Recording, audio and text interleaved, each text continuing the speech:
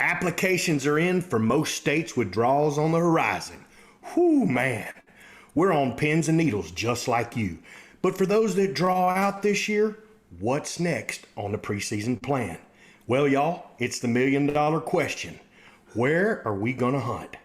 On tonight's part 9 of our ElkBros Preseason Elk Guide, it's all about scouting for your elk hunt. Your scouting goals and focuses, and we talk about some realities you need to be ready for. All of those in our ElkBros mailbox topics, along with our ElkBros shoutouts. So my friends, pull up a chair, adjust your volumes just right, and welcome to Blue Collar Elk Hunting. Welcome to Blue Collar Elk Hunting, brought to you by ElkBros.com, with your host Gilbert Ornelas and elk hunting coach Joe Gilliam. You want to hunt elk, and they live to hunt elk. Their goal is to share with you what they have learned grinding it out for over 35 seasons, doing what they love. So come on into camp and set a spell.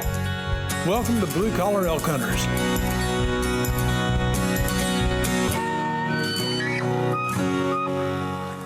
Hello there, everyone. If it's your first time with us, glad to have you. Hope you enjoy our show. And as always, for our blue collar hunters following our show and grinding it out with us every week, welcome back to Elk Camp. I'm Gilbert Ornelas, the host of your show, coming to you from Spring, Texas. And that's right, the Venezuelan Mafia is in the house from Katy, Texas, and from the Dallas metro area, the one and only Luis Gonzalez and Manuel Graterón. And yes, we have your elk hunting coaches in the house tonight. WWJGD is back for action. Joe Gillia and the Ninja. The Elk Ninja is in the house with us tonight. Leroy Chav Chavez. What's going on, fellas? What's up, brothers? Hey. I don't know, man. Guys. Hey, so it's back. I told you it's back. The listeners are clamoring for it, Joe. We're going to set it up, bud. I saw it coming. I don't know, man. I don't know. Maybe I should put my hat on. That might help out a little bit tonight, man. I had to order more. We sold out of these puppies, man. That's so y'all better keep getting them while we got them, yeah. You know, that's my favorite hat, Joe. Mine too. Right there. Yeah, mine too. Mine, I need to change the oil in mine and get me a new one. But at the end of the day, on the next set, guys, on the very back, we're gonna have WWJD. Guaranteed. And I want you to notice the other thing, man. I got on my hat, man. I got my quiver on there, man. My reed quiver. So we're ready to rock, boy. Yeah. Well, it is coming up on turkey season, Joe. Yeah. I would like to see Manano call them using no diaphragm. It's a natural call, man. I can do it without any caller. It sounds great. Yeah, I can't wait. Can't wait you just be spooking the elk out there like you normally do. Well, but that depends, man. Everybody has their applications in, right? Yes, sir. Yes. Oh. Except for Manano. I was waiting for Luis. So You were waiting for Luis. Okay. Keep waiting. I already done it. Hey, Joe, we're talking about this tonight. I mean, what are we going to do? Everybody's waiting on pins and needles, everybody's going to be figuring out, what's our backup plan, or what's this plan, or what's that plan. And, you shot a great podcast a few weeks back with one of the game wardens, I guess, of our guys from New Jason Mexico. Burns. I'm sorry? Mr. Burns over there? Yeah, Mr. Burns. And I thought it was fantastic. A lot of great content on helping guys understand the draw and how to set it up and stuff like. I mean, it actually helped us this year too, because as our camp's growing and stuff like that, we need to be mindful about. We hunt public land, so at the end of the day, it's So I was going to talk too about, just real quick, we get some reviews as well over on our YouTube channel, and you guys know our buddy Cole from Flatlander, right? Sure. Yep. Well, Cole wants to come and just film for us during our hunt. And I don't know. We're gonna have to blindfold him and all kinds. The whole trip. When he shows up, we take the blindfolds off. Yeah, we'll meet him in in an undisclosed city south of where we need to be. Yeah. We're blindfolding him for the Cole, next we 4 can hours. take you, Cole, but we might have to kill you when we're done. Yeah. and then take his phone away while he's there. No doubt. I mean, look, guys, if you get in our camp, well, you're sworn to secrecy. I mean, Oh, you ain't got to worry about Cole, man. Cole's he knows the bro code, man. And but Cole was like, I don't know if you've seen his work, but he does fantastic work. Yes, he does. Well, Absolutely. We get one of his followers, and Cole's always turning people on to us too. And one of his followers comes over and says, "You guys really do some good stuff, but your camera work is horrible. you need to have the Flatlander come." Careful, man. I'm the one that made the. He's probably seen he's probably seen just the work from Manano. Tell him to start checking our stuff out, Gilbert's and mine stuff. He'll probably change his mind. Well, I think a lot of it too, and I want everybody to know, is a lot of people look at this podcast in which we are all on a Zoom, and we each have our own cameras, and it'll kind of go back and forth. We really have no control over that. Look, and as far as our hunt video goes, I think it's a good video. We get to show people what we did. Could we get better quality in places? Absolutely. Yeah, of course. And I told him, I was like, man, we ain't pros. Hey, man, maybe we need to have somebody come in and film with us, dude. But we're better at killing critters than we are filming us killing. No, we never claimed to be professional camera guys. Yeah. So we're professional killers, and we're trying to learn how to be camera guys. Listen to this comment I got too, man. This one, a fellow New Mexican actually put on there and said, "Y'all need to be cry bros, man. Y'all." Suck it up. You're always crying. Who said that, man? About what? Dale Soto or something? Did you say that? Well, I mean, look, this last season, Gilbert's wife's always teasing him that, what do you guys do, man? Y'all just go up there and cry all the time? And and honest to God, what she told me today, that I was Luis's dog. Yeah. Female dog. Yeah, are you Luis's female dog? And I'm like, what is up with that? I mean, I said, yeah, you're right. Absolutely. It's always been that way. Some days it's me, some days it's him. And I'll tell you, look, guys, man, this last season, and after I walked up to my bull, I did not know how much that was going to affect me. That hunt, not having Chav with us, and none of us there was such a journey all that year, and us being up there without him and thinking about stuff like that. Look, it was what it was, man, and I'm a pretty passionate dude, and man, it just it really came out, and that's the first time I felt emotion like that. Like I said, in a while, after I take an animal in a long, long time, man. So, look, I they can say what they want to. I am who I am, and I hadn't had. This is the first time I hadn't had Chav by my side in 5 years. Yep. And I mean, we were very emotional. We were texting him every day. We felt the pressure of taking care of business when he wasn't there. I mean, we were all kind of hunting for him, Well, and I replied back, and I gave a reply, and it was. Right? Yeah. So, want to meet and talk? Yeah. So it's all good, man. Love to buy you a hamburger. Who knows, man? We're gonna be. I'm gonna be talking with Cole, man. Cole says he wants to drive up there, come in, do some filming. And the dude. He's pretty solid. So is he from New Mexico, Joe? He's on your neck of the woods, bro. Oh, he's from H. Yeah, he's not from H-Town, but he's over there. He's a Texas boy, man. Just listen to him. He don't sound like he's from here. Gotcha. He sounds like y'all. Y'all. For sure. I'm sure you're not including Manano in that, y'all. Yeah.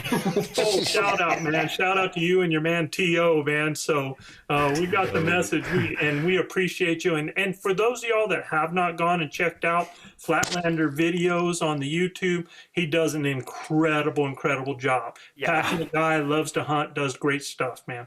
You know, Joe, I make fun of that and about those kinds of things, but at the end of the day, have a guy want to come to camp and shoot video for us. I mean, fellas, we've arrived, right? I mean, that's pretty cool, you know. That's awesome. Yeah. And then Luis's, you know, cousin wanting to come. He's a professional. That's what he does for a living, you know. Right. He does work for Netflix and stuff like that, man. Yeah. So we're so honored to have that kind of attention. And look, I mean, we're moving in that direction, fellas. So now we just got to draw a tag. yeah, now just like everybody else, Very important. we got to draw tags. Yeah. Yeah. And for that, man, I don't know if you knew, but you need to apply. Yeah, I mean, you're like 7 days away from not having a tag. And if we don't draw a tag, if something happens where the crew doesn't draw out, Colorado, here we come. Something, for sure, something. We'll make it happen, man. Yeah. Absolutely. All right, let's rock and roll. You betcha. Guys, we all know what time it is. Time for the Elk Bros shout out. If you're new to our show, this is just a shout out to some of the cities with the most listeners topping our charts this week. And shout out to those grinders giving us such great reviews on Apple Podcast. Jared Manring from Idaho Falls, Idaho. And Jared, man, keep cleaning out that freezer, man. We love the attitude. He hasn't been elk hunting yet, and he says it's going to be his first time in 2021. He's already making space in the freezer, man. He's got the right attitude. Ed Morris. And Ed Morris is from Louisville, Kentucky. Ed, since you're listening on the treadmill, bro, I want you to take that incline up 3 notches. You know, Joe's such a good coach. In his notes, it says 1 notch. He's already pushed you past 1. He's 3, baby. It's only one downside to that. You're not going to listen to a word of what we're saying during the podcast. We're just going to be concentrated on the treadmill. Hey, we have a video shout out.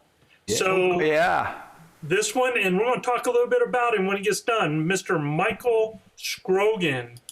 Hey grinders, this is Michael and Cade from Elk Hunting Official coming to you from Boulder, Colorado, home of Mork and Mindy. I wanted to thank the Elk Bros for everything they do.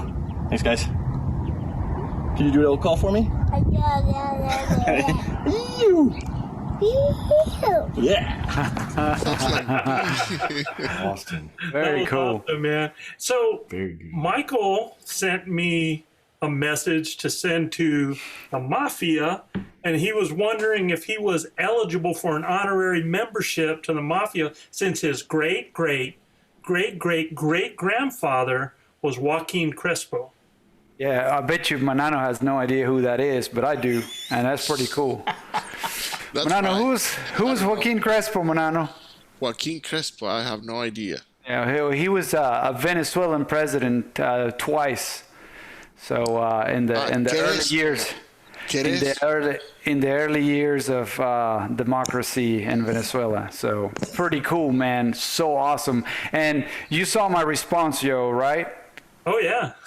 My response is like, he is definitely now a member, you know, by decree of the leader of the Venezuelan mafia. He's now a member of the Venezuelan mafia. And I told him, man, it's like, I will tell Manano now reports to you. So just so you know, that's the way it works now. To the top. He would stay So- at Well, the top. Hey, remember, y'all. to be part of this crew, you have to be a Venezuelan first. He's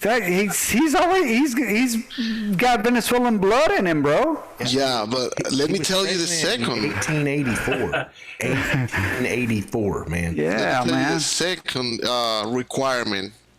You have to be a Venezuelan hunter, which you are not, Luis. What are you talking about, dude? I'm a Venezuelan. I'm a hunter. So, You haven't hunted wanna be Venezuela. part- If you want Oh, to my be God. part of our special video shout outs, just get your cell phone, take a 10 to 15 second video of yourself in landscape view, and tell us your name, where you're from, and include a home of whatever line or something special about your hometown. And we're taking memberships for the Venezuelan mafias. Remember, Manano will report to you if you are approved. It's $1,500 a piece, y'all. Gilbert1114 at gmail.com. PayPal, $1,500 a piece. Appreciate y'all. You can find room for 1,500, huh? So you can send the video through a message to our ElkBros Instagram or email me, joe@elkbros.com, that you have a clip, and I'll send you a link to my Dropbox, okay? Come on, y'all. Show your face and celebrate your face. So let's get to those shout-outs to those top cities. Absolutely. Man, we're going to start out with a state that's kind of near and dear to my heart, Joe. Let's see how many of my fellow Texans can tell me this week's top listening city. It is known as the Yellow Rose of Texas and named for the Spanish word for yellow. It's also known as Rotor City, USA for its V-22 Osprey hybrid aircraft assembly plant. It also has one of the largest meatpacking plants in all of America. Home to the Big Texan Steak Ranch and its restaurant and its 72-ounce steak. And the Cadillac Ranch, a modern roadside Stonehenge made up of 10 half-buried and painted Cadillacs in none other than Amarillo, Texas. Amarillo by morning. Yeah, buddy. Yeah. So, did you just say Amarillo? Amarillo. I'm singing like they sing it, but I can say, if I say Amarillo by morning, it's not going to sound very good. George Strait might punch him in the face. That's right. It's just a good thing there's no beaches in Amarillo. That's all. Yep. Yeah, we're very thankful for that. Thank you, So, Charles. Luis. next up, this coastal city and current home of one of our grinders, Paul Snort, actually lies below sea level. It is known for its distinct music, Creole cuisine, unique dialects, voodoo, and most notably Mardi Gras. The historic heart of the city is the French Quarters, known for its French and Spanish Creole architecture and vibrant nightlife along Bourbon Street. Also home of the Astrodome, the first indoor football stadium, none other than New Orleans, Louisiana. Louisiana. What did I mispronounce, Joe? Come on, man. I saw you laughing there in the background. I just think it's interesting. Creole. That you have zero problem with Mardi Gras. It's like I know, and I'm like, why? You've been to Mardi Gras, Joe? No. I never have, man. Event. Yeah, but I never have. It's like on your top wish list, right? So you got Mardi Gras, no problem. You got bourbon, no problem. You had trouble with Creole. We had trouble with Creole. So Yeah. it just kind of shows a little. I got voodoo. Yeah. Yeah. He did get voodoo. All I'm saying is it shows a little bit about your nature right there. Yeah, well, it just, I'm transparent like that, Joe. Not Creole, it's Creole. Creole. Yeah. Yeah, tomatoes. Tomatoes. Up next, WWJGD. What's up, boy? This Conquisting City has a large Irish community and hosts the second largest St. Patrick Day parade in the New York State. Located 20 miles north of Manhattan, CNN Money ranked it among the top 100 places to live in the United States. It's funny, but I always hear that. We're talking about these cities, man. It's like, it's the top #1 city. I just love that, man. But we're going to get, CNN Money did this. It's the top 100 places to live in the United States. It got its name when small pearls were found in mussels in a nearby muddy brook. Don't be letting the women folk know this. In Pearl River, New York. So that means they're either in the 100th place or maybe, Top 91. It could be number 2, bro. So I don't know. If it was number 2, it would say top 10. all I'm saying is with a name like Pearl River, you're a pearl, right? Yeah. Pretty cool. Pearl River. Okay. Thank you, guys. This city derives its name from the calmness of the St. Croix River near the center of town. Minnesota has one of the largest lumber markets in the world, with this Citrus Lumber Company being one of the largest in the country. It is one of the oldest cities in the state, and it is considered the birthplace of Minnesota. This is going to Stillwater, Minnesota. Stillwater, Minnesota. Minnesota. Man, you want to hear something funny about Minnesota, brother? I bet you there is not a single Venezuelan in the U.S. that has not had this happen to them. And what it is you go, people come and ask you, it's like, where are you from? And then you'd answer, Venezuela. And I was like, oh, Minnesota. It's like, no. Way further south than that, bro. Yeah, man, it's super common, believe it or not. It's kind of crazy. That's pretty awesome, Minnesota. Man. Yeah. It's a running joke amongst us Venezuelans because we pretty much all have had that happen to us. Oh, yeah. And if you guys have never been on the St. Croix River, it is absolutely beautiful. Yeah, not Frank Crocs. Yes, St. Croix is beautiful. St. Croix. French. That's French, please. It's St. Croix, bro. St. Croix. That's French. That is French. That's really close to Spanish. Dude, you can't even pronounce Spanish right, bro. Just let people correct you. Hey, Get us out of here, buddy. Okay, the final city. This city is the most densely populated city in Michigan. It is completely surrounded by Detroit and Highland Park. It was named after a French-Canadian soldier who was the first American commander of Fort Shelby. Known in the 20th century for its vibrant center of Polish-American life, it is now considered Michigan's most internationally diverse city. That's Hamtramck, Michigan. Wow, Hamtramck. Michigan. Yeah, Michigan. a lot of those folks up there that are listening, where right now I think they're a little snowed in. So Yeah. It's March, bro. It's March, and there's snow on the ground in Michigan. yeah, I got friends of mine that live there said they've seen it snow every month of the year. really. Same thing in North Dakota, Beto. I saw it absolutely. snow in July. Yes, Oh. yes. Well, Boone Herring told me he's seen it snow in July, August, Yeah. and lots of times in September. Yeah. well, we got a text from Scott Baker who said that it's snowing his way right now. He thought he thought the Mafia boys were doing the snow dance again or something. Cause Yeah, I did send him a little meme of, guy making the dance. Okay, y'all, tonight's topic, part 8 of our ElkBros preseason series, Elk Scouting Focus, Goals, and Realities.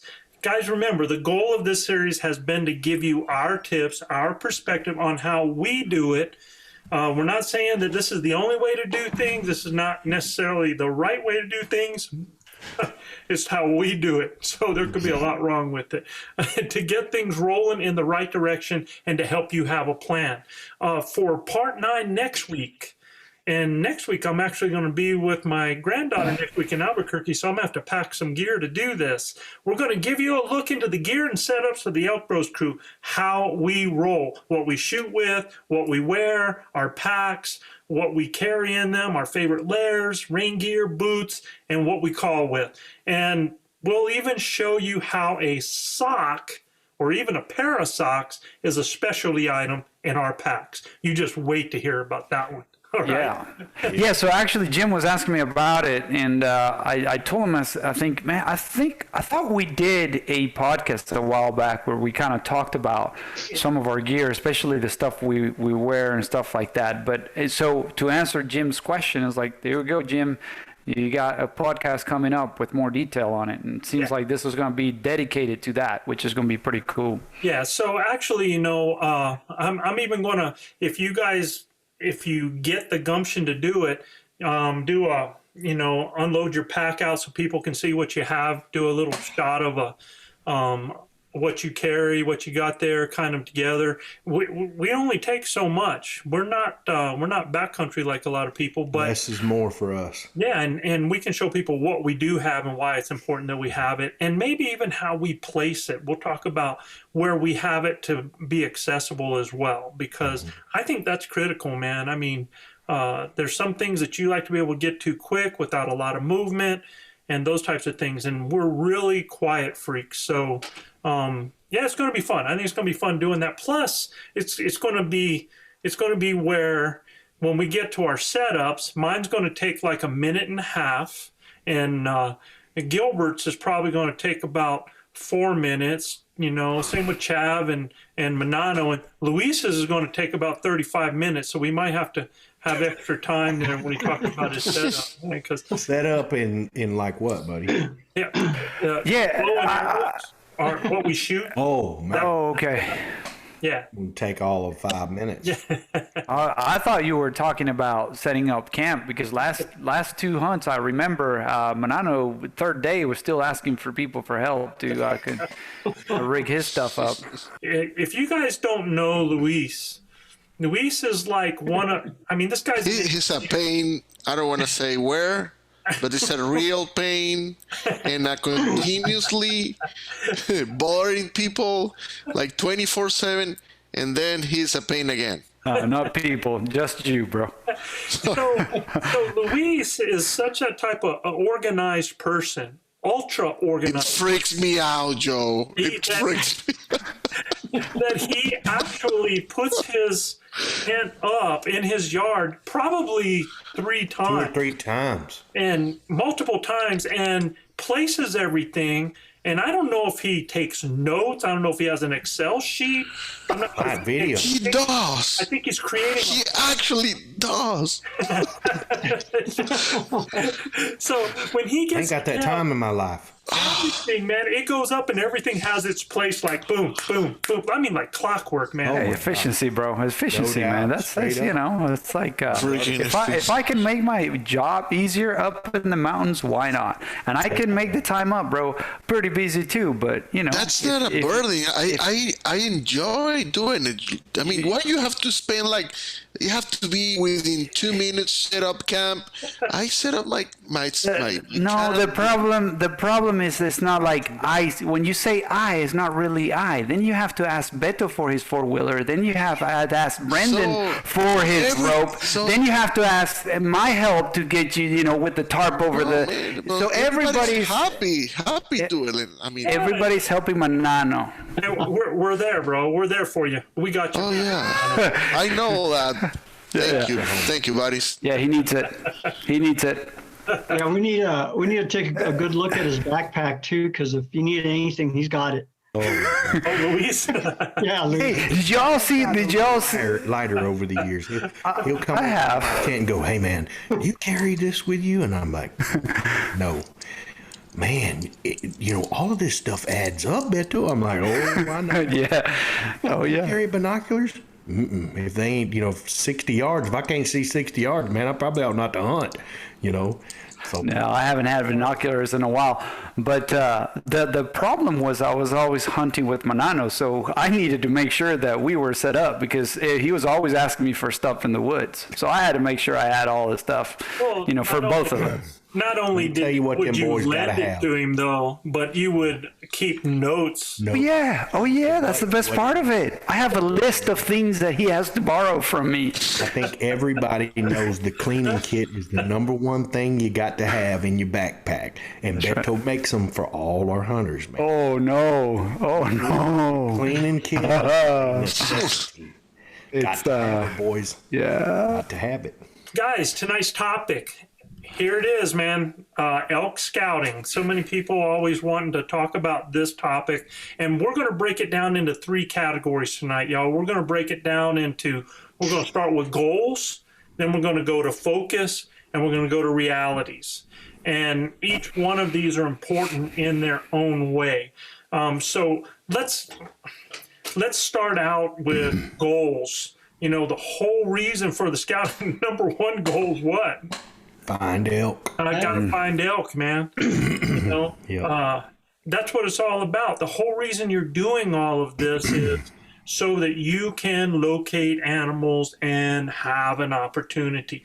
No opportunity, that means no shot, right? So, number 1 goal. And in doing that, another goal is identify hunt locations where you want to hunt. That's looking for where those elk are going to be, and develop multiple plans. Guys, we cannot stress enough for you how important it is to have a plan A, plan B, plan C, plan D. And I'll tell you, sometimes depending on what happens that year, you might go through all of that and find, well, I needed a plan F, man. So it just kind of depends. Now, we're in a little bit different situation. Like, for those guys that are hunting, like I see guys that hunt up in Idaho a lot of times, or especially Colorado. If you're hunting OTC in Colorado and you're not finding some animals in an area, you can drive 20 miles, 50 miles, 100 miles to another OTC, right? Yeah. We don't have that option. We have to hunt within our game management unit. So it's real critical to understand in our unit, we have to decipher it in a way so that if the elk aren't here, where could they be? It's more like that. It's not like, well, there's not elk, because we know there's elk in the country, right? Yeah, they live there. Yeah.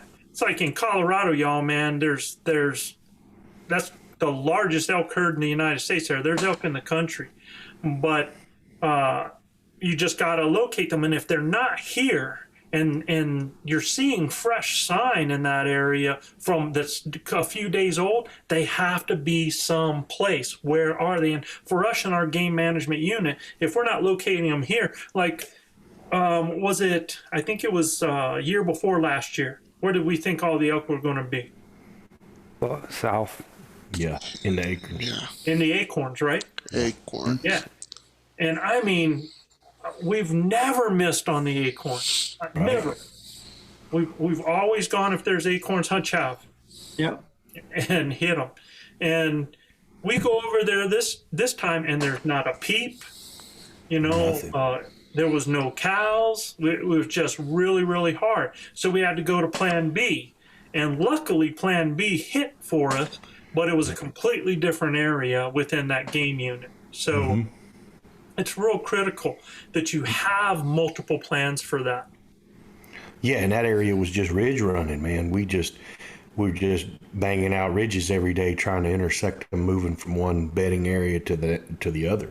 Right. We had to split and scout as some of the others were hunting. Yeah. In order to Will and kind of divide and conquer. Joe and I had an idea how that was working out last year because we were there a couple days early, you know. So we kind of knew where some elk were and elk were moving through and stuff like that. So well, and see, that's the thing about your scouting, guys, on your goals, because you are trying to, when you do any kind of scouting, whether it's e-scouting, whether it's boots on the ground scouting, you're trying to get an idea, identify elk attractions, travel systems for both elk and hunters. You know, you can even kind of get an idea of general wind direction. I mean, on base map, you can go on base map on the area that you're going to hunt, and there's a little smoke. Yeah. You have to set up some sort of a blind setup or something like that in the system, and then it will actually give you the smoke based on that point that you select on the map. Yeah, absolutely. So you could actually start checking an area and get an idea what the general wind direction is on that area that's happening over there, right? Now, Joe, a question for you, man, and I know we've kind of touched on this in a podcast before, but with regards to scouting, though, I mean, this is scouting, right? I mean, scouting is going to help you develop these plans, the A, B, C, D, E plans. How, with regards to how early prior to your hunt is the actually boots on the ground effective? Meaning, because if you go scouting here in the middle of the summer and then you wait a few months until you actually go your hunt, the scouting may have not been as effective, meaning, elk may have moved, right? I disagree, because I think it depends on what you're looking for.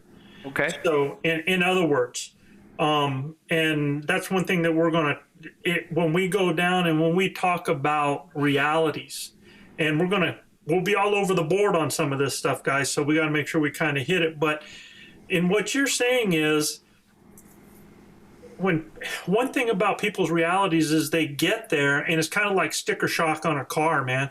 It's like, you're like, man, I want to buy that car until you go look at the sticker and it's like, oh my Lord, you know? Yeah. The same thing is I want to go hunt this area until you get there and it's like, oh my Lord, you know, look at how big this is. And I don't care what time of year you go.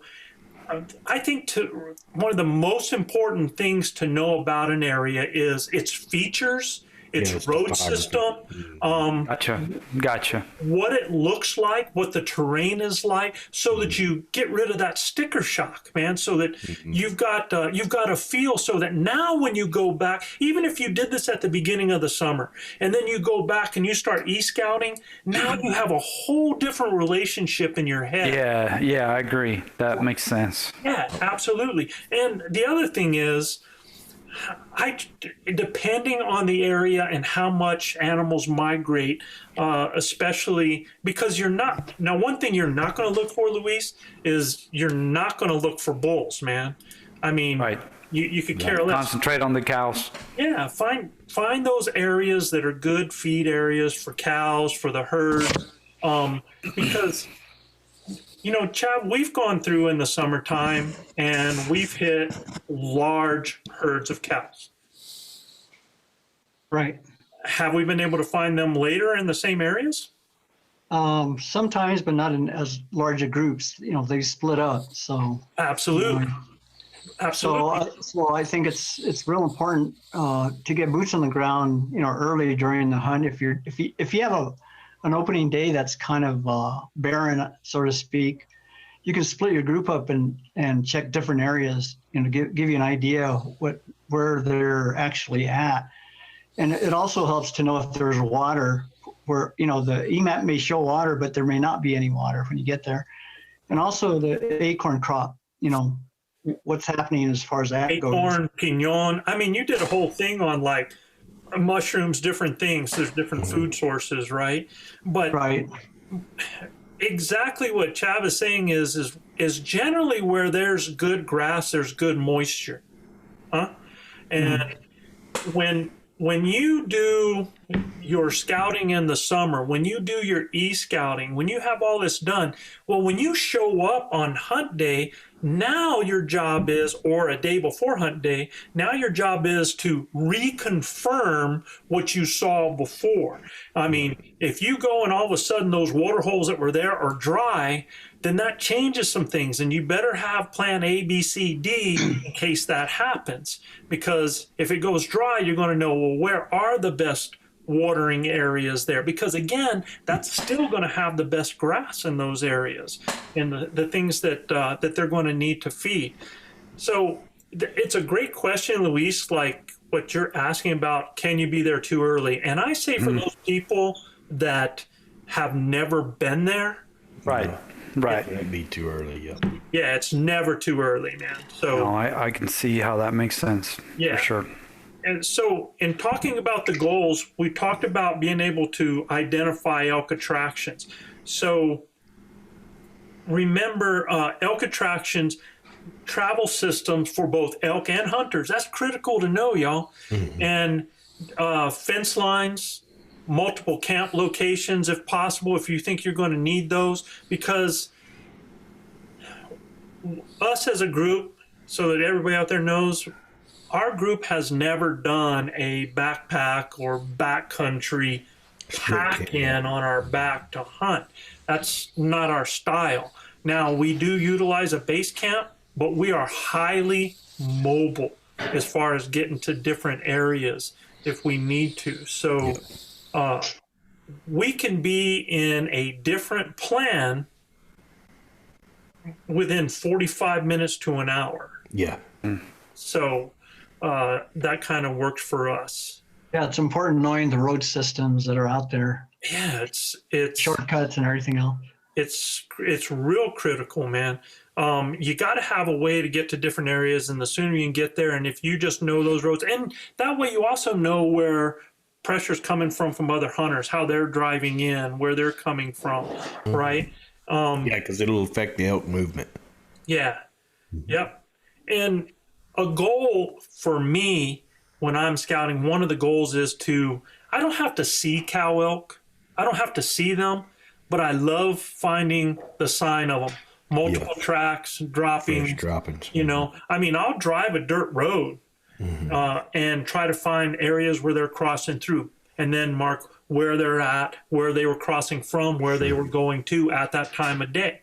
So those things start to build your evidence up, all right? Because, look, I think the reason Luis brought that point up is where you find bulls in the summer, It won't be there. And They won't be there. they're not going to be there in September. No, you got to find the cows, Joe. Yep. I mean, it's inevitable. They're getting more towards their breeding sequences: food, water, cows. I mean, and not necessarily that. No, order. it's yeah. But Well, not it necessarily depends. that order. Early on, it might be that food and water, right? Yeah, And then exactly. thinking about those cows. But man, once they hit that rut staging to that Yellow rut, equinox. then it's like breed. Yeah, That's it's all cows for the bulls. For the Yeah. bulls. And we're speaking to bull hunters right now, really, because there's a lot of us out there. I'm gonna tell you right now, cow gets in my way, she's in bad trouble, because I'm an elk eater, right? I can't eat those antlers, but because for me, I mean, look, if I got an opportunity to harvest a bull, well, I'm gonna do that. But I'm an equal opportunity hunter, so cow gets in the way, she's getting the missile. No discrimination. No, and what do you think goals for rifle hunters? Some of their goals for scouting. It's really, I think, for them, really important to find the parks and Glassing vantage- spots. those Glassing vantage points spots. above those parks. Yeah. That High they're gonna be altitude. able to- yeah, that they can spend time glassing. I mean, they're they want to get him in 300 or 400 yards, right? Whereas we want to get into 30 or 40 yards. So it's a bit different, but the same. It's relatively the same. They need to be in vantage points where they can see these travel corridors and these parks where these bulls and cows are going to want to frequent. So here's the thing, though, that I'll tell you that I'm not able to say if it happens everywhere, but this is something that I've noticed as a guide and getting to see a full year in an area, right? Mm-hmm. So there are like that before that that August time and that early September, before the bulls have started moving up to the cows, before they've made that move, those areas where I find the bulls in there, a lot of times are where I find those bulls in December in this country. Gotcha. Yep. So they kind of have a haunt, and they'll move and they'll join those cows, and then they'll kind of come back to that haunt. And that could happen high-wise, where they're going to a high area, where you find them in the high area and they come down to cows and they go back. And I've seen it down in the lower canyon country, where I find them lower along the bottoms of the canyon. They'll go up and then we'll find them again later in the season in that same area. So I kind of find a relationship, because we don't have this kind of winters like Wyoming and those high Snow will mountains. drive them down from the upper country. Yeah. Yeah, and snow, if we have snow, it's going to have that effect. But I'm just saying, as a rifle hunter, if I'm locating animals during that summertime in some places, I might keep that just as a reminder for later on in those late seasons as well. And again, it's not a guarantee. It's just something that I've noticed there. And I don't know how many other people have noticed that too. So, but like you said, man, places to be able to glass from, knowing, again, same thing with your road systems, because when you're doing rifle hunting, I really think being mobile and doing a lot of glassing from different places, and using that vehicle to get from one place to the other, where you can go out and look and look and look, I think really pays off for a rifle hunter. You got to cover country, you got to look for those guys, man. All right. So let's talk about focuses. I mean, we talked about goals, so let's talk about focuses, and we're going to split it up between two things. We're going to start out with e-scouting, and then we're going to go to on-the-ground scouting. Okay. Sounds good. So when you're e-scouting, and guys, when we talk about e-scouting, I'm just going to tell you the tools that I like to use. Now, we use base map application, right? We use base map for when we're out there. But sure do. if you're going to want to get a better feel for the area that you're in, now base map has a little 3D feature, but on that little small screen, that's difficult. Now you can go to the desktop version and look at it, but in the desktop version, they don't have the 3D view in that. Now I'm not sure if Onyx does or not. They might have that, but I have not seen any 3D view. I'd go probably the second best 3D view I've seen is Google Earth Pro. Google Earth Pro, you can look at things. It's really cool. Yeah. But let me tell you what looks even better than Google Earth Pro, and that is Google Earth web version. And if you, for some reason, because you fly differently in the two, and what I mean by fly is when you're in Google Earth Pro, you have to kind of drop down elevations. You can turn how you're looking up. You can spin it so you're looking around. It's really, really cool for that. You can even fly through areas if you want to do that. But when you go to the web app, when you go to that, it stays at a certain angle at the top. So it's not like if I dropped into a canyon in that, I'm not able to look up like I can with look down. with Google Earth Pro. But let me tell you, the lower you get towards the ground, the more Google Earth Pro starts to flatten out. But man, I tell you what, some of the imagery that you can get on Google Earth is to me the best to get yourself ready for what it's actually going to look like. All right. Oh yeah. Yeah, I mean, I'm looking on base maps right now, and it's the detail is crazy good on the 3D. I mean, my neighbor's backyard. I mean, I can see exactly what he's got in there.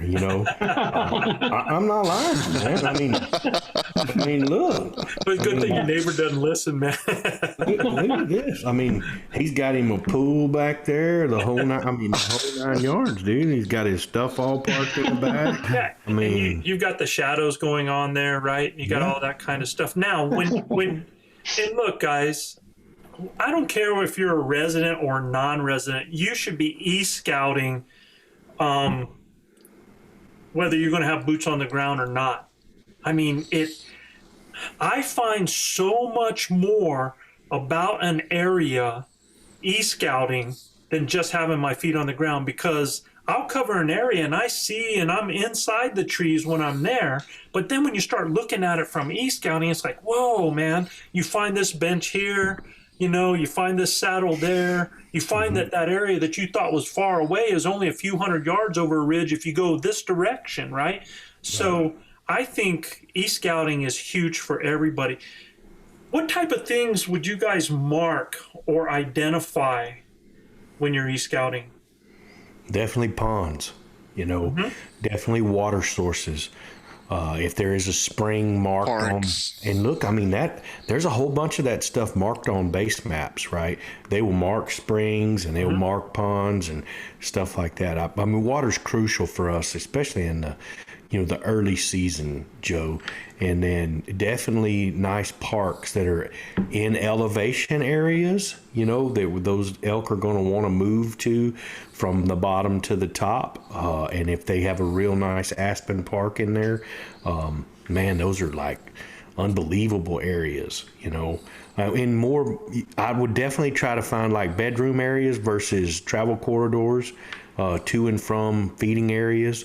I might be jumping ahead of myself here, but for me, the e-scouting part is understanding where the elk are going to be at in the mornings and in the evenings, where they're going to be coming up and down with the thermals, understanding your topography, where their food is, and where their water is. And look, they will travel a long way to go get water. I mean, look at what those elk were doing this past year, Joe, before we got to snow. They were going a long way to go to water.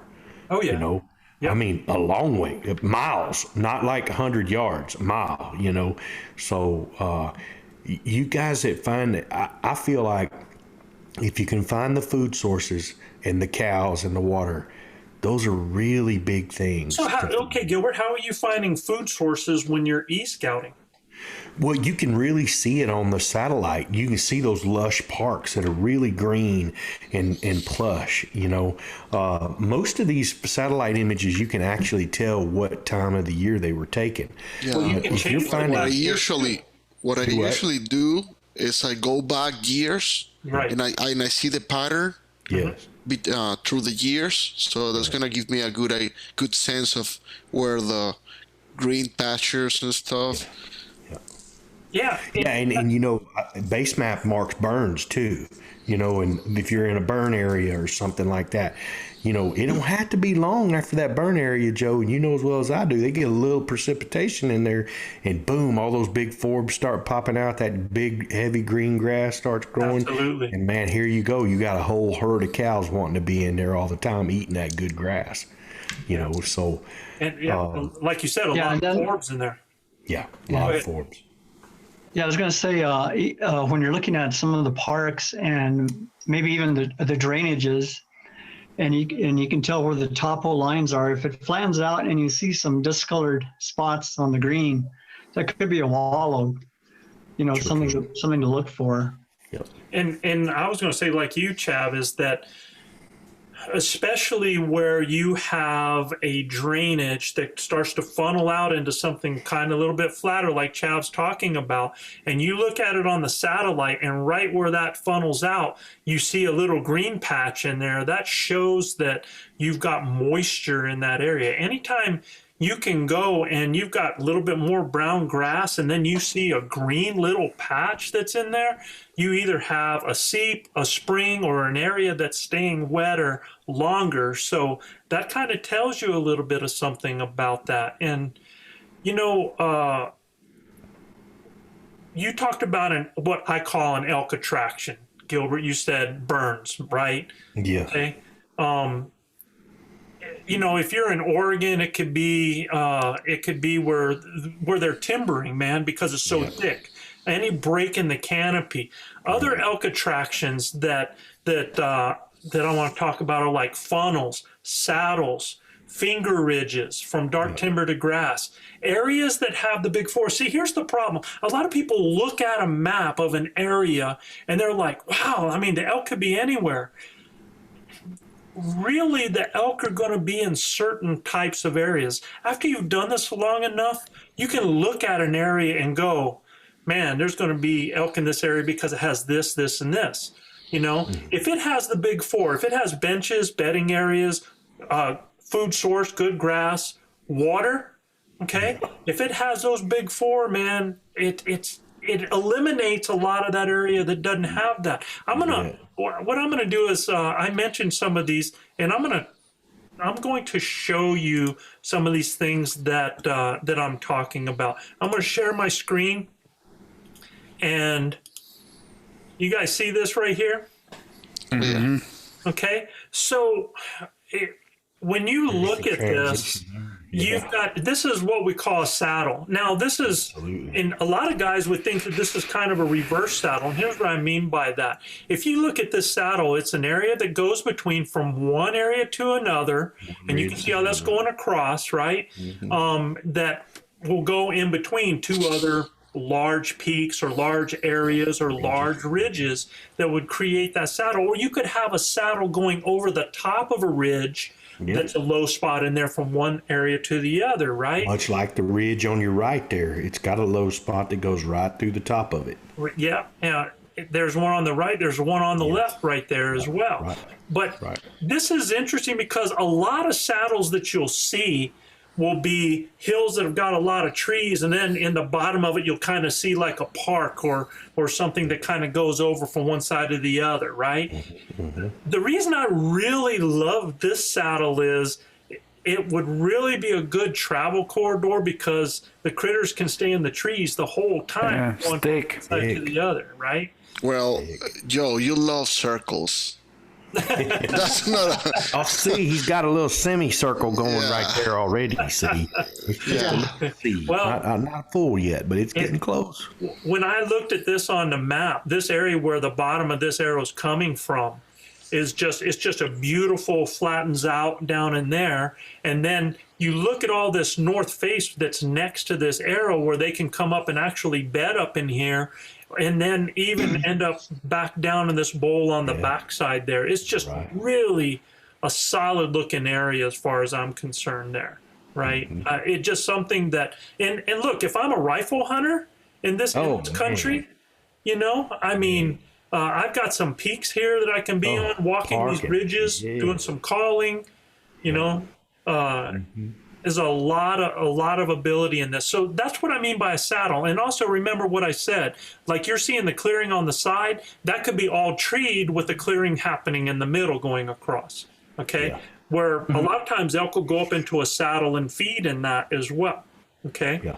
And that middle hill would seem to be ideal because, you know, where your arrow starts at the bottom, Right. it could also fort to your left. Because that seems to be another little smaller saddle right there too. Oh, absolutely. That was the one I said, yeah, going off to the left there. You know, now that we talk about it, you just look at something like this with a different eye. You just see things a little bit different when you do. Yeah, and you can tell some of that. You can tell that the forest is more uniformed in that forest. There's most of it looks like pondo or cedar. You know what I'm talking about. And then there's not any aspens. Maybe some over here on this right hand side. Yeah, that right hand side, that little bowl right in there. That could have some aspens. Yeah, right that looks there. to be aspen right in there. And that is a transition that those jokers like to be in. Well, in fact, now that you mentioned that, Gilbert, there is what I call a natural funnel, and I was going to talk about the funnels, but if you look at right here in this, on that bottom part of where you're seeing those aspen, just that trail of trees going up into those aspens and then into that little bowl up there on the top. That's just a real nice funnel up into that country right there. So you know what our listeners may not know about aspens? It's the largest living organism in the world in Aspen Grove. And it has to have a lot of water to actually survive. So those areas that grow aspen are going to have some springs around them and stuff like that because they got to have that water. They are great places to find wallows, man. Oh, man, Some of those. And you find a wallow in an aspen grove, man, you're in high cotton there. So let me, Set up. I'm going to show you some of the other features that I talked about in this picture here. And one of the things I talked about is a funnel. And if you look where I have the yellow F there, and this is in the bottom of a drainage, but if you notice, it's right at the head of where all this will funnel up, coming through all these multiple parks in the bottom there, where if you take a look at this topography, if there's going to be water anywhere in here, it's going to be in the bottom of that drainage right there. Well, there is water. You see it down there on the left. There's going to be water in there. Yeah. Right? It looks like there's water back behind your cursor down, straight down. There could be water in that park in the very, keep going down. No, that's water, but I'm talking over, keep going over. The right. Other way. To the right? No, right here at the, keep going straight to the bottom from there. Oh, okay. Right in here? Yeah, to the right. Right there. That little part looks like it could have some water in it. Especially because it looks like it's a depression in there, right? Exactly. And now, like a crater. Look at how this looks three-dimensional. This is actually from Google Earth that I pulled this photo from. Yeah, man, I've been mesmerized looking at the Google web version right now, and just looking at it's just the detail on the topography is incredible. It is unbelievable. It is an incredible tool. And here's the thing, guys. Get this. In the Pro version, the Pro version has 3D on it. I just think the contrast isn't as good as the web version, but it's pretty much the same 3D if you get the right angle. But in that, you can put place marks. You can put trails, how you want to travel. You can do all of that and export it and then import it into Basemap or Onyx. So you're going to end up making a file that you would be able to use for that. Okay, you're just going to export that file, and it's a KMZ or a KML file, and you can export it and then import it into the other one. Now, You've sent it to us to do that. Yes, Put it absolutely. in our Basemap or our Onyx, either one we were using at the time. So let me tell you, here's another little trick. You can go to TopRut, and TopRut, to be able to download these maps before at one time was free. I think now an annual subscription is like $19, and that covers every daggum state. And TopRut's good for a lot more than just what I'm going to talk about here.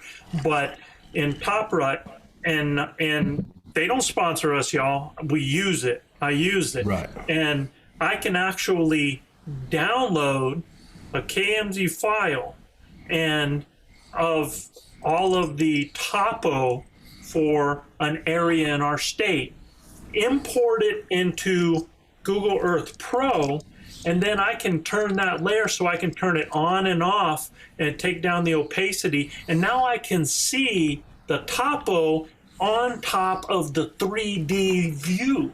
So now I'm able to look a little bit better on some of those things and really get a good look at where the low points are, possible benches, and things like that. Okay. So that's just something, a little trick for you there. But you can mark up on Google Earth Pro, and you can export that file. So that's important. And look, whenever you put files in on Basemap, and I imagine Onyx the same way, when you do that, it automatically syncs with your app on your phone. Yeah. So whatever you put on the desktop app is going to sync with your app on your phone. That's cool. Okay. Now, Cool. so when you look at this, when guys, and some of y'all are just listening, so a funnel, when you talk about a funnel, it's going to do just that. It's going to be a natural area that animals can move through, and it will tighten them up because either the sides are getting higher, either the trail is getting smaller. It's just a natural funnel that when they're going to go from one area to the other, it just kind of takes them. Those are great areas to be ready to get moved to, especially between where they're at the bottom and where they're wanting to go to a destination, because they go through those funnels. They go through those saddles. Okay. They utilize things like that. They utilize finger ridges as well. And which I'm going to talk about here in a minute. But here's this funnel. You can look at all the parks down here, man, that's got water. And if there are any critters that are moving up there, you can see how they're going to be funneled this way. Now, when you see my little 5-part fingers going on there, the reason I put that there is, for me, for my eye, after hunting elk all these years, that was a natural attraction for me. And what it is I actually have 1, 2, and part of another drainage that are kind of, well, in the bottom part of it, the drainages are all kind of coming in here. You've got the saddle over the top joining it. You've got finger ridges coming down to it. So this is a hot little area right there because of how it's the beginning of so many different choices for an animal or when they're coming down. You bet. It naturally brings, I mean, if there's animals coming down, a big junction. It's a junction. And they can go 3 different ways too to get where the wind's setting up for them. Everything else, they don't have to be necessary creatures of habit and just use one way. They can use 3 different ways to get where they want to go. So this bee right here and this bee right here, what do you think the bee represents? Bedding area. Yeah, and look at this one. You can see it a little bit from the darkness, but this one goes up and it benches out inside here. Now, this is a large bench in here, and a lot of those on the sides will have a lot of mini benches that we're not able to see now unless we have real good topos to be able to see where those types of benches are. It's hard to see those with the topos that you're going to get on base map or Onyx because they're just not going to give you the close to close detail, right? So, Do you would have that say, in black and white, Joe? Is that what the coloration is, or is it just dark? I'm not sure I follow you. So the picture actually looks to me almost black and white. Oh, Like I see what you're saying. Kind of grayish like yeah, that. it's kind of grayish. Yeah. Yeah, I'm not sure what caused that, but Yeah. Yeah, what I was going to say is if this is a completely unknown area other than the East Scouting, would it be also important to take a hard copy topo map to show you the contour lines, where you can actually tell how steep both B's are and if there is a bench there? I would absolutely Overlay. have a topo. I like topos, but I read topos well. Some people have a hard time with them. But one thing that you can do is in base map, it has a satellite topo that's a hybrid that you can see both the satellite on it and the topo lines. And I think it's dynamite. Absolutely. Yeah, I think it helps a bunch, man. But these, if you take a look at these types of areas, in fact, I show this bedding here, but look on the other side of this ridge right here. All of this going in, any place that has thick, dark timber. Over here where I have this other bee, over here is going to have a lot of that. All this down here is going to be timber where, and it looks like it's not very far from the bottom to here, but you get down in this area and it's a lot farther up on this side of this ridge than you think it is. Yeah, you kill an elk right there. You're gonna have to eat it because you're gonna. Might as well take a look. Not if you got the mafia with you. Yeah. Now over here, and here's what's so cool about this. Over here, we've got one of those ponds that are happening right in here. One of those like glacier ponds that are happening. This is a dynamite feature right here, especially the way it has this more flat area that's coming and then drops down into another creek here. I really love the look of this place. And I just went and grabbed it on a map and I was like, how would I decipher this? Now, here's something I want to show you that is a little bit different than most people will talk about. If you look where I have this the RS right here, where it's doing this, that's what I call a reverse saddle. Okay. In other words, when critters are going from one side of a ridge to go up on the other side, a lot of times they like to go areas of least resistance. So you can barely see it, but there's clearing that comes down from this side to the bottom and comes up on the other side. Yeah, I see it. And this is a perfect spot in this area. It's what I call a reverse saddle. Okay. They'll come down, they'll get in this. And Chav, there's an area where we hunt, one of our areas that we hunt, that we have seen animals drop down into an area, going to a pond. It's just like right when we're going up into our area off to the left-hand side. There's a pond down in there, and we've seen them use things just like this to go down and up. They'll funnel from the sides of the hills and they'll hit those clearings, and then that's the area of least resistance, okay, that they'll take down. And this is very, very similar, especially if these critters are coming across and they're not wanting to drop into this, but they're coming over to this water here. They could end up on this side feeding all the way over to it. So it just kind of shows you the dynamics of an area that are happening. Grinders tuning in, thank you for listening to the Blue Collar Elk Hunting Podcast.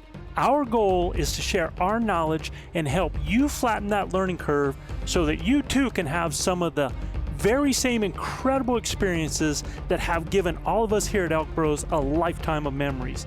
If you like what you hear or see, you can get all of this information plus so much more from our Base Camp Elk Hunting Training Camp, the first in a series of online courses from our Blue Collar Elk Academy. Our Base Camp Training Camp allows me to use my coaching style and share almost 40 years of elk hunting experiences successfully hunting elk on public lands, as well as over 20 years guiding hunters of all ages and experience levels. This course will be like nothing you have ever experienced in concept and structure, using success-based coaching techniques that will elevate your confidence and skill sets. Our camp will prepare you specifically from that final moment most in your control, those final minutes or seconds the elk is in front of you, backwards through each step and level, allowing you to see, visualize, understand, and relate every coaching point to what lies ahead, the next step, the next thought process, the next success. Because y'all, you've already been there. You know what it looks like. By tapping my 30 years of teaching and coaching experience, our camps are developed considering multiple learning modes with text, visuals, audio, as well as video. And Base Camp will benefit those new to elk hunting all the way to the 10 to 15 year vet. So if you are looking for that one thing to help you fill that tag this year, invest in the most important piece of equipment there is, you and your elk hunting knowledge. You can find the Blue Collar Elk Hunting Academy and the Base Camp Training Camp at ElkBros.com. That's ElkBros.com. Keep dreaming of the screaming, believing in achieving, and most of all, keep grinding. Here's another nice little area like that reverse saddle, kind of over in here. Let's say that you have critters that are up on this side that decide they want to come down in the bottom. I guarantee you they'll hit this right here, and they'll come through it and going down into the bottom. Okay? So it's just something for you to consider. Now, let's talk about this. Hey, one thing I wanted to mention, Joe, when you're looking at these, you can actually see the shadows from the trees in the parks. So you know that when you see that shadow, that's from the sun behind the tree. So you know that's western sun hitting that point in the park there, and that's to your west, right? So everything that's leading up in front of that is to your north. So when you guys are doing your e-scouting, when you're seeing shadows, that's how you can tell which way your shadows are moving, right? You can even change the on Google Earth, the web version. You can even change the sunlight for the different times of day to see what that looks like, which is cool. Pretty doggone cool. Now on this next one, here's what I wanted to show you as well, because I was talking about transition areas and finger ridges.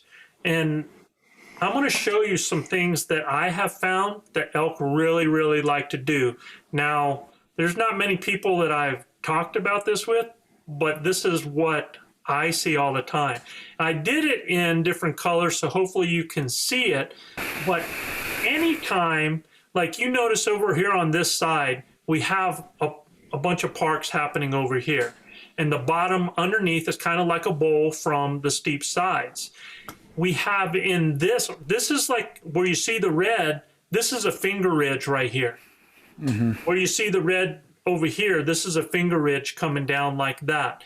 Well, you have a park system in here, and it's hard to see it, but you've got little clearings going to this one. It keeps going to this one, and you have parks that are hitting going up over a saddle to the right as you're going off of the photograph.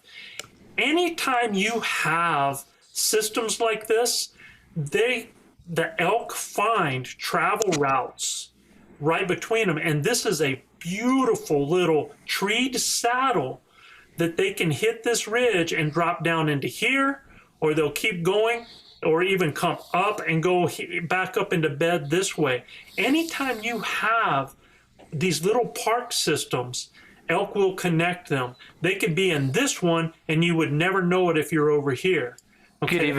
They could even, instead of actually going straight to the east there on that picture, go straight north from that junction and bed in that dark timber there between the two red lines in north. So that's why I'm showing this to you, because this is definitely, you identified it. This is definitely a bedding area right in here, right? Yeah. So it's a bedding area with all kinds of feed areas and water happening, because this is one of those examples. If I could zoom into it, you can see a discoloration in the middle of this park right here. Do you see it? That's water. That's water happening in there, right? Creek, yeah. There, you can see a little bit of green happening in this one right here. Yep. So elk love they love to travel finger ridges. Things are shorter on the top of a hill than they are at the bottom of a hill.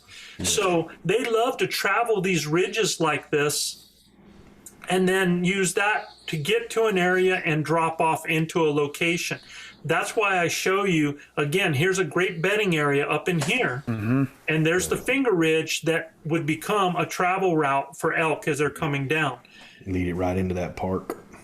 Absolutely, because before the thermals are doing their thing, they're going to be high up on the ridge to travel. Now, they're going to bed down here, but they're going to angle up and they're going to hit that ridge and they're going to come on that ridge. So now they've got good scent of anything that's happening. They got good hearing for what's happening in the bottom, and then they can drop off on their trails to wherever they want to go. They utilize the tops of these ridges quite a bit. They will also, once they're in the bottoms, they will go from one area to another, especially during the rut, man. Yeah. Especially during the rut. So if I found a group of elk right in here in early morning, those elk are going to move up. They're either going to come up this way and then hit some up here and possibly keep going this way and hit some of these bedding areas, or they might hit right in there and go up on this ridge. Probably have other elk joining them from this side that are over in here, and they're going to move right up into a bedding area. Okay? Now, does that mean that they couldn't bed down right here? Heck no, it doesn't. Most definitely, if they're comfortable, they could bed down right there. It just depends on how much they're, especially during the rut. Now, if it's not the rut, if it's a rifle hunt, those critters could go from the park right in here, and they could come up here 200 yards and bed down. Yeah. And then come back out to feed and water. They don't have to go far, but when they're during that rut, all that breeding, they're getting pushed more, they're looking for cows more, they're traveling more, they're getting worn out, man. Remember, these critters will lose 200 pounds of body weight, man, during the rut. So they're pretty doggone active. So that's what I wanted you to see as far as how parks can interconnect into different, and this would be a saddle to do that, and how they would utilize finger ridges. That's where you'd want to be first thing in the morning, man, because they're coming to you. You know? I mean, and be mindful of your wind and the thermals. But man, if you can beat them up there to that transition, you're gonna have your pick of the litter. So get this. So let's say that we have a morning thermal falling, right? Okay. Depending on what the wind's doing, you'll be able to tell, but if that's falling. Now, even if we had a breeze coming this way and we had thermals falling, remember we talked before in our last podcast, if there was a breeze coming like this, right, and you have thermals falling, then that scent is going to end up getting bent, right? Yeah, man. You're just going to move over to the east. Yeah. If I have elk down in this bottom right here, and I know those elk are going to be moving up, I can ridge them right here. I ridge them right here. I let them do their thing because I know they're going to come up. And I don't get in a position where they're going to be able to get me from the thermals by being up and in front of them. I'm not trailing right behind them necessarily, having to chase them. It's shorter up on top. So they're going to come to me. They're going to come up. And if they decide that they're going to go this direction right here, well, the thermals are down. So now I'm jumping ship. I'm coming here, I'm getting up on top of the ridge, and now I'm going to ridge them on this side and try to end up angling towards where they're going so that I can catch them closer to the destination that they want to be at. Yeah. It's a lot.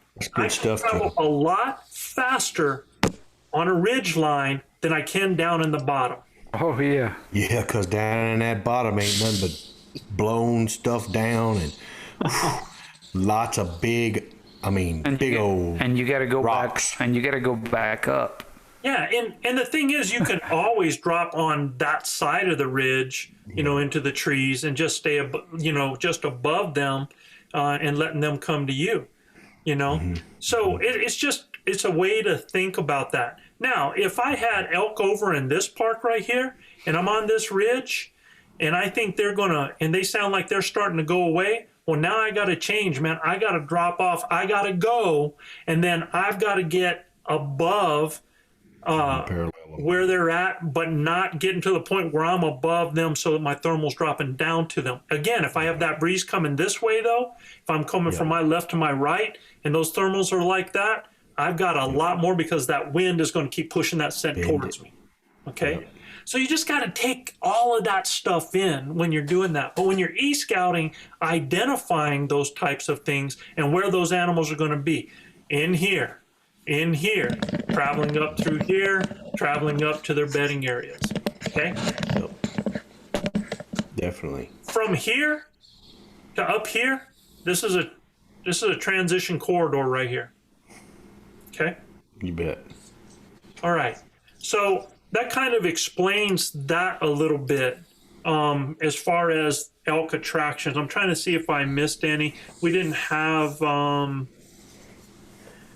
talked about the finger ridges, transition areas, travel corridors, calling and glassing points. You know, we talked about that on the other ones. And, here's the huge one, man, that you want to do in your e-scouting is you want to look for great elk country that everybody drives by. Yeah. There's going to be people that everybody's going to head. You see it in a lot of places where they're going to go to a trailhead. That's where they're going. Everybody's going to drive to the trailhead to get as high as they can, and then they're going to go out, right? Yeah. They probably pass 7 miles of incredible elk country. Yeah. Not a mile off the road.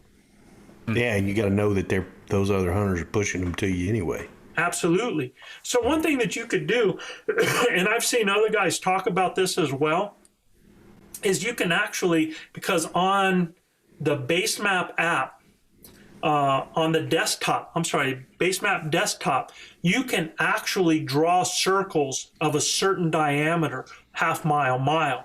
So you could go to an area on a road or different places, and you can make those circles from where the road systems are and be able to see those areas in between that they would have trouble even hearing an animal or seeing an animal.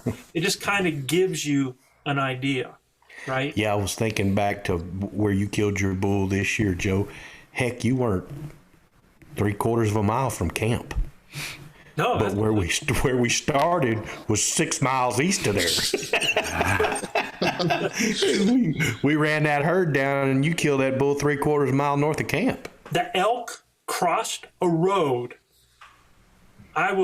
You can see it in the video, man. I'm crossing a road to chase the elk. Chav and I 3 years ago. Chav, how far was my elk and your elk from the road? Oh, right on it. Pretty close. Yeah. One was right on it. The other one was, 5 steps off of it. So we could drive right up to them. We started ridge hopping that morning about 6 miles from camp. And I'm telling you, the boys were like, after we got all split up, the boys were like, Brendan and Manano were like, man, aren't we close to camp? I'm like, we're right above camp, man. I said, I ain't walking 6 miles back to the vehicle. We're going to go drop straight off of here and go right into camp. I said, and Joe will be here directly. I said, what we didn't know is we walked within 150 yards of Joe's kill and didn't know he was up there. You know, walked right by him, and Joe you were, like I said, 3/4 of a mile from camp at the most as the crow flies? Yeah, and we started way on the other side. Oh, my, like I said, we were 6 miles east of there. Yeah. Yeah. So let's talk about on the ground scouting. Yeah. And we already talked a little bit about some of this, but really, whether it's that summer period Luis was talking about, or it's 2 days before your hunt, or it's on the hunt and you guys have identified areas and so you've split up. Look, if you go and on your first day of elk hunting and you're up there and you've got a group of 3 guys or 4 guys and you guys are all staying together, you're hurting yourself. Yeah, you're killing one another. Yep. Yeah, because the best thing for you guys to do is divide and conquer. Yeah, man, you've got scouts. You've got built-in scouts where they can hunt, scout. Yeah. Yeah, when you knock them down and you've laid eyes on them and everything, that's a whole different ball game. Now you can make plans on going in there and being that assassin that Chav's so good to be. I'm telling you, once you figure out plan A or plan B, then you can get everybody involved. Yeah. Once you start knocking them down, they're not leaving out of there, especially if you do things right. Well, you guys would always call me and Chav and say, have you guys been scouting? Right. And we don't do a whole lot of scouting. Right. We'll go in at a certain time because we're looking for particular things. Sure. And Chav, what are the things we're looking for when we scout?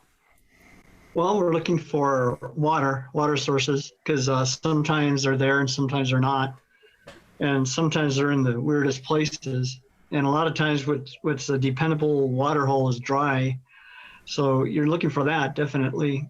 In our area, we look for the acorn crop, see what it's like, because eventually they're going to end up there, or they may end up there every night.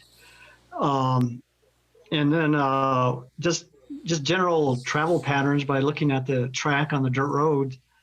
It may be a general pattern early, but it will vary later. But it gives you an idea, how they're traveling at that point. Yeah, absolutely, man. And we're checking for food, we're checking for water, we're checking for movement, man. Sign of animals being in an area. That's what we're looking for. We don't care if we see the animals. We just need the evidence that they're in the area. Yeah, I harken back to my bass fishing days, and Logan's got a tournament coming up this weekend. We'll do a little practicing and stuff. But when I would go and fish summertime tournaments that were heavily lily pad areas, I would go in and throw a topwater frog, and I'd count how many blow-ups I had in an area. It had nothing to do with me catching fish. It was just knowing that they were there, right? And if I'd get 10 to 15 blow-ups in one area, you're going to land about half of those fish because they're very hard to catch. They're very hard to dig out of that heavy cover. But if I get 10 to 15 blow-ups, that means I could catch 3 to 5 of them that were all going to be really good ones. So I knew in my practice that that's what I was looking for. I was looking for bait. I was looking for, heavy cover that they wanted to be in. And I didn't need to fish. All I needed to do was see them blowing up. And I can make 5 or 6 casts in there if they're blowing up. Then I know I need to get out of there. And on game day, I'm going to be in there. Same thing with the elk. If they're going to be in there, then you found good sign, good water, good food, really good bedding area stuff. All you need to do is get out of there and leave it alone. Right. And then on game day, get in the middle of it. So you bring up a good point. Guys, when you go to scout before the season, leave your calls at home. Yeah. Do not even take a friggin' call with you, because you're going to be so tempted to get out there and try to use them and stuff. And I think when you do that, all you're doing is you educate, man, and you might end up actually calling a cow in, or actually getting a bull to look your way, and then you blow that out. Well, you've just given them a small education. So and I guarantee you, when they start hearing that kind of stuff, these are smart critters, man. Year after year, when a certain time of year they start hearing things, it's like, oh, guess what's getting ready to happen now? Okay, now we hear the trucks, we hear the hear the four-wheelers, hear men talking. Yeah, Manano on the phone. Yeah. Manano on the phone with his wife. DS's. Now, something that we haven't talked about that I've never used, and I've never used it, and I'll tell you honestly why I've never used it. Number one, I didn't have the time to keep going back and forth to check it, and the main reason was I didn't have the money to purchase them, and that's game cameras. I don't own a game cam. I've never had one. Now, can they be an important tool? I think they can be tools. I think they can be a good tool if you're using them for the right things, and also during the actual season. When you're actually there hunting, we talked about how we could end up going out and, splitting up and scout. Well, man, you even extend your team a little further. If you have a game cam and you could set it on water and find out, well, they coming in and hitting it pretty regularly, right? Sure. You know, is that happening, or are we seeing them going through this travel corridor from this place to this place? You know, just those types of things. Because, look, we could go in the same areas year after year, and the elk always travel through the same areas, man. And they're always going to some of the same areas, and they're bedding in a lot of the same areas. Elk love to rut their cows in the same areas year after year. Cows they know where their best feed is year after year after year. Can that change? Yes, it can, depending on those other crops. But, you know, you were talking about acorns, Chad. Remember 2 years or 3 ago, we hit the trifecta. We had acorns, pinon, and juniper berries. I mean, there was just so much food that those hillsides just pulled those critters in on that. And it was great for bear tags too. Oh, yeah. Yeah. Yeah, it was. Big one for bear, yeah. There's something else that we didn't mention about the food sources, though. And there's 2 other things. One is if there's agricultural areas around, especially for rifle hunters there. If you have hay fields or different ag areas that pull elk from one place to the other and they travel in and out. Or if there's cattle in an area that can graze a place out. You know, elk primarily are going to graze. Now they are opportunists. They're going to eat forbs. They're going to eat all these different things. Whatever comes up that year, they're going to take advantage of it. But their staple is going to be good grass. That's going to be their staple. So if you have an area that cattle have been in and grazed it out, you know, it might be good to know that, man, when you get in. You can tell. You can get out there and everything's chewed down. Yeah. Yeah, you can see where the browse rate is too. You know, I mean, you can see the grass, how it's been trampled and eaten down, and same thing with the browse height. You know, of where all your browse is. Yeah. You almost did that like Sling Blade. Well, I've been known to. You know, another thing we check on before we get in there, if we get a chance early season, is road conditions. Yeah, I mean, that's a huge deal for us, you know, trying to get where we need to go, because it's not easy. Yeah, and look, go ahead, Chap. I was going to say the wind can blow like crazy up there, and, you know, the roads are blocked and all kinds of stuff. And we had remember that one time we were in a different area, I guess we'll say, but we hit a spot where every tree had been chopped about 8 feet off the ground. It looked like something just came by and just. Oh yeah, from a wind shear. Wind shear, yeah. So, so road conditions change from year to year. Yeah. Yeah, and look, when we say road, that's a very loose interpretation of the word. Switchback. Dry riverbeds. Dry riverbeds, right? You know. Oh, no. 2-track or 1-track where a tire got to make a mark, you know. So, and if you're pulling a trailer, and I don't know if Joe's ever told you guys this story. We went up there. Were we hunting or scouting? I don't remember exactly. We were hunting. We were hunting, and we drove over a volcanic rock, and it just kind of blew the seal off the tire. So we had to change it right there. Went 100 yards, and it blew the seal off another tire. And nobody knew we were up there, and we bushwhacked it, 10 miles? 16 miles, but I tell you, we went to places where no human has ever been. Get back down. Let's talk about the realities, man. And we said, you know, look, we know before you can kill an elk, you got to find an elk. And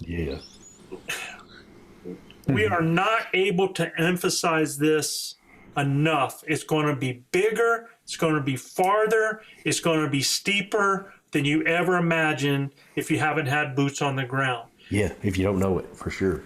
But don't freak out. Yeah. You know, stay with the game plan, understand where those elk areas are, eliminate a lot of that forest, and go find those elky areas, man. Yeah. Yeah.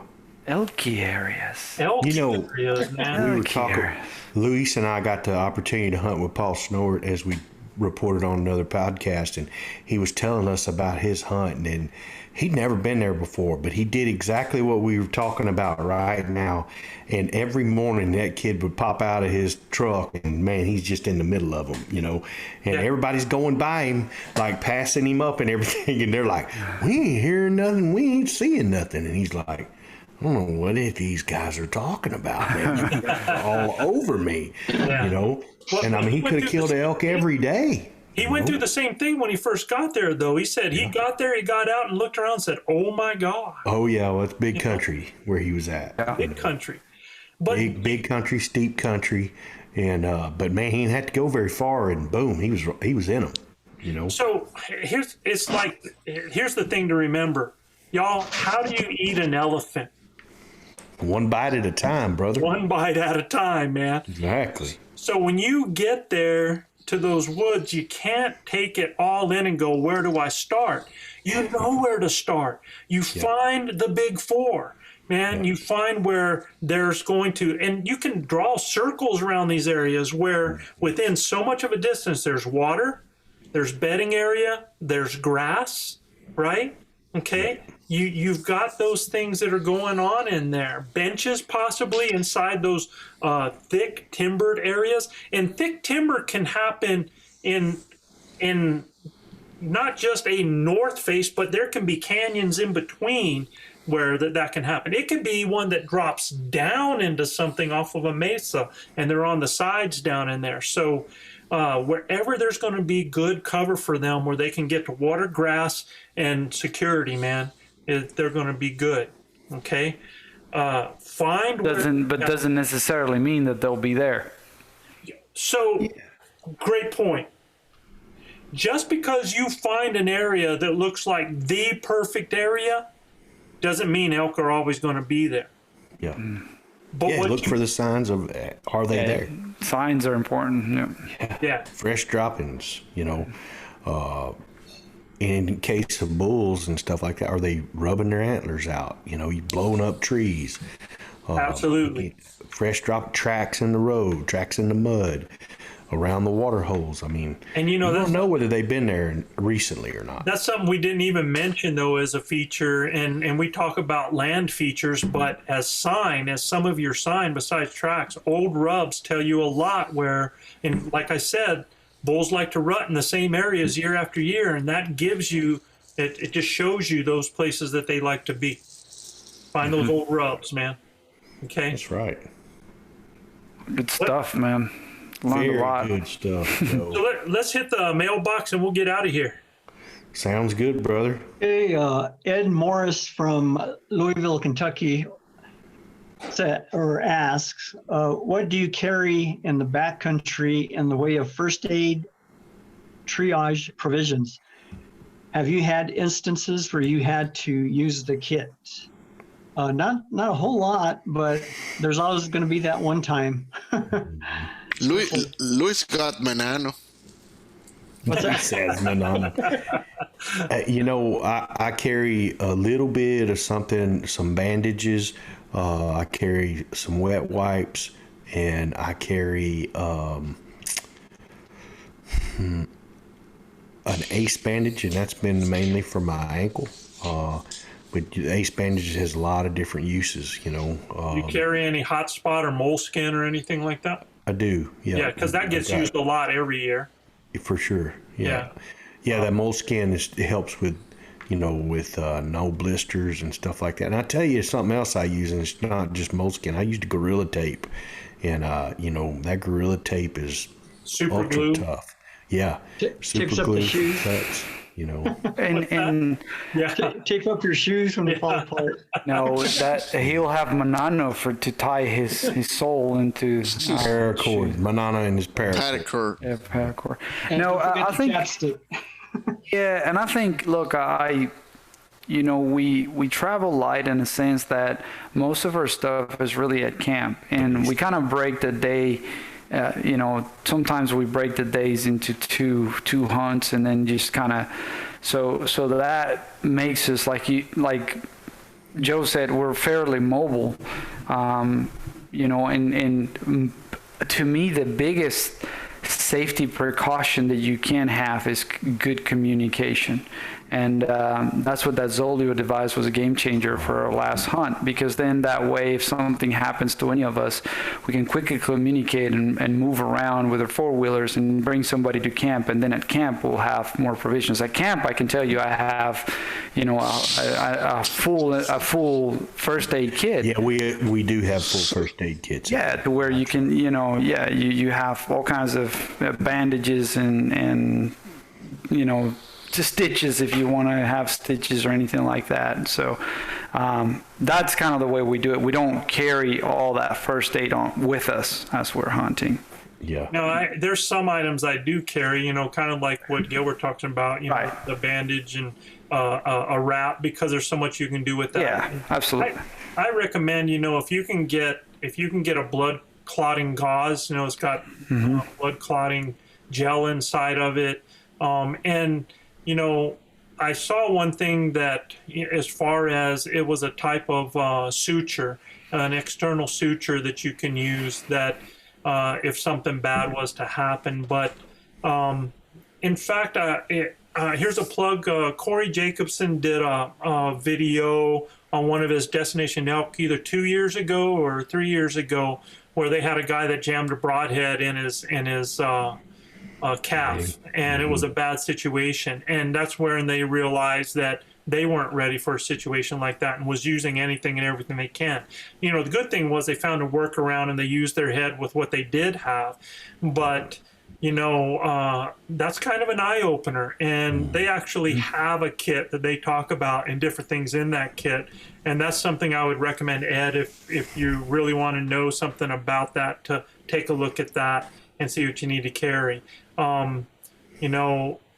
Things to be able, like I said, with the super glue, to be able to help you to seal some things up, things that you can use for wrapping, and moleskin is something that gets used a lot, or hotspot, what they call hotspot tape and stuff like that. And sometimes just a small roll of athletic tape can do wonders. Athletic tape is real good. Yeah, most of the stuff we're guarding against are falls, sprained ankles. If you do break a bone, I mean, there's, hopefully where you're hunting, there's going to be some down logs and everything. Y'all make a splint. If you carry a little bit of that ace bandage, you can, get it pretty tight there, where you can get it elevated and then get on the Zolio and get some help. Yeah, and then get on your Zolio and get some help. And by all means, guys, if y'all impale something in you, don't pull it out. Leave it in there until you can get help. When you pull it out, it's going to do a lot of damage. If you damage an artery pulling it out, you're going to bleed a whole lot more. If you stick something inside you, man, just leave it there till you can get some help for somebody to get it out. Right, but it keeps it plugged up. It keeps it plugged up, So I've read stories on guys, they get an arrow impaled in them or something like that, and the first thing they want to do is jerk it out of them, and then they have a lot of problems with bleeding, and I'm like, listen, that thing's in there. If it ain't bleeding, it's good. Let it stay there, and we're going to get you somewhere we can get it out. I'll never forget my cousin one time, we were kids. He got a hook in his eyeball, and I've never in my life been so scared. My cousin Ty, man, he's a true trooper, man.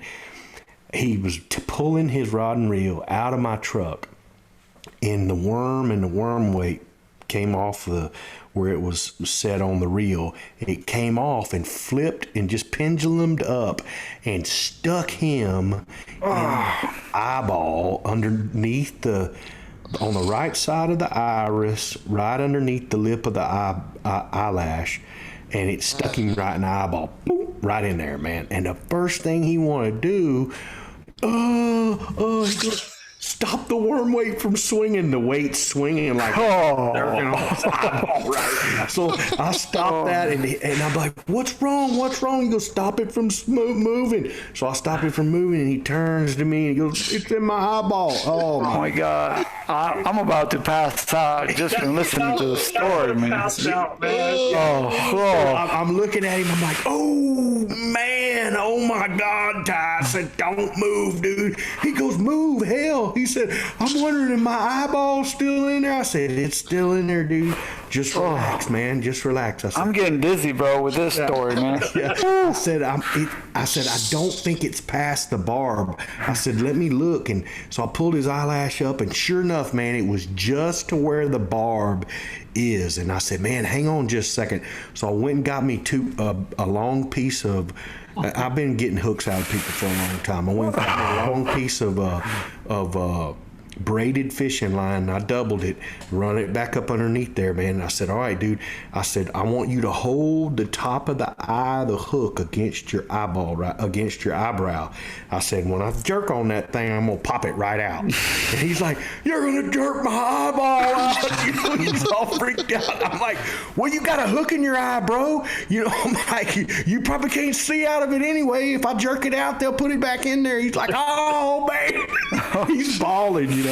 So sure enough, it pops back in there. I pop it out, and it wasn't past. And you just finished telling people not to pull stuff out. Yeah, I know, but look, man, that's different. Okay, I knew that it wasn't in the bar, and it wasn't in an area that was going to bleed a whole lot. So I popped it out there. Like I said, man, strange things happen. You got to be prepared for them, you know. Yeah. And my cousin still sees 20/20 out of his eyes today. You know, he's okay. But yeah, be ready for some things that are going to take you to some detours and you know, like Joe said, you got to be a good Boy Scout. You got to be ready for anything, you know. So we're gonna save the next one for next week. That's going to have to close us out from here, there, Gilbert. Sounds good, guys. Awesome stuff on our e-scouting and how we can help our grinders out there get ready for the upcoming 2021 elk season. We hope everybody draws. I know everybody's on pins and needles. The Mafia's on pins and needles. Heck, my nano ain't even drawn yet. You know, right. of us are ready to rock and roll. I know the Pennsylvania cat killer himself's put in. So we're going to be on pins and needles for a few weeks here to see how this goes. But we're going to keep coming at y'all with more content and helping y'all get ready for the upcoming 2021 season. If you like what we're doing here, please subscribe, rate, and review us. You got to go to Apple Podcast or iTunes to review us, and you can check out more elk hunting content at ElkBros.com. And just a reminder to all our grinders, if any of you would like their questions answered on our show, just send your question to info@elkbros.com. That's info@elkbros.com. Amazing stuff tonight, guys. I can't wait to see what we bring next week. You know, gear and stuff like that. Some of us are going to be on spring break, so Joe, we're going to have to see how I can remote to get in that deal, but we're going to make it happen, dude. So I've been doing this every year. We go to the Toby, and it's part of what we do as an oil field, put the Texas Oilman's Bass Invitational on. So I'll be there shooting remote, but I guarantee I'm going to find me some cell signal somewhere, and we're going to pull this thing off for next week for our grinders. So I can't wait for next week to see what all these guys got in their packs and stuff like that. It's going to be really cool. Y'all aren't going to want to miss that show. Like we say down here in the Lone Star State, right here in Texas, husbands, kiss your wives. Wives, kiss your husbands. Hug your babies, keep your broad head sharp and your powder dry. And we'll see you next week right here on Blue Collar Elk Hunting. Peace, everybody. Peace. Good night, y'all. If I can't hunt bull elk in heaven, well, I guess that I am going to hell.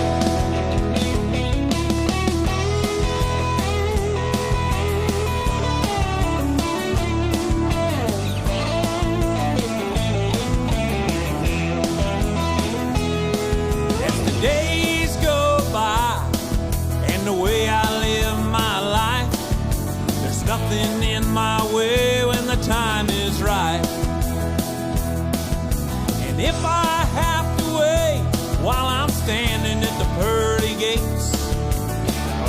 devil know that I'm on my way.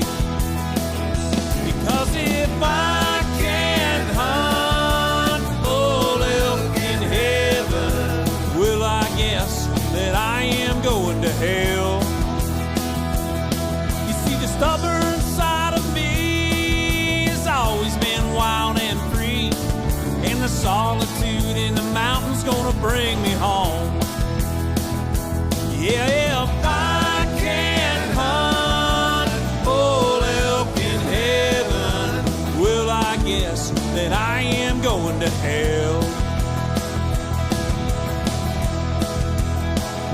You see, I'm addicted to the fame, and it's always been the same. A 6x6 is my best friend in tough times.